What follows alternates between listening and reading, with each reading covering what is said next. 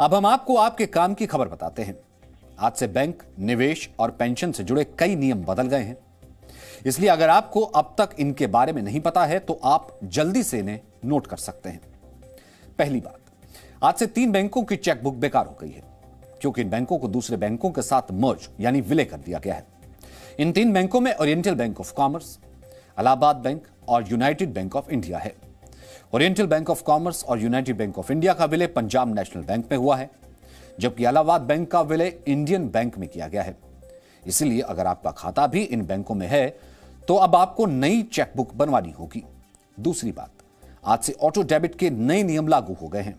Auto debit उस भुगतान से है जो तय तारीख पर अपने आप आपके अकाउंट से कट जाता है। नए नियम के तहत अब बैंकों और अन्य वित्तीय संस्थानों को हर बार 5,000 रुपए से ज्यादा के बिल पेमेंट के लिए ग्राहकों से मंजूरी लेनी होगी।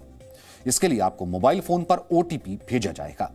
उदाहरण के लिए, अगर आप नेटफ्लिक्स, अमेज़न प्राइम या किसी म्यूजिक ऐप का सब्सक्रिप्शन लिया है तो इसकी फीस अब ऑटो डेबिट नहीं होगी। अगर बिल पेमेंट 5,000 से कम हुई तो बैंक आपको 24 घंटे पहले एक मैसेज भेजेगा, जिसे देखने के बाद आप चाहें तो इस पेमेंट को कैंसिल भी कर सकते हैं। हालांकि ये नियम आपके लोन की मंथली इंस्टॉलमेंट, इंश्योरेंस प्रीमियम और म्यूचुअल फंड्स पर लागू नहीं होंगे। तीसरी बात, डिजिटल लाइफ सर्टिफिकेट से जुड़े नियम भी आज से बदल गए हैं। अब देश के सभी बुजुर्ग पेंशन भोगी जिनकी उम्र 80 साल या उससे ज्यादा है, वो देश के सभी प्रधान कार्यालयों के जीवन प्रमाण केंद्र में डिजिटल जीवन प्रमाण पत्र जमा कर सकते हैं। इसके लिए 30 नवंबर तक का समय भी दिया गया है।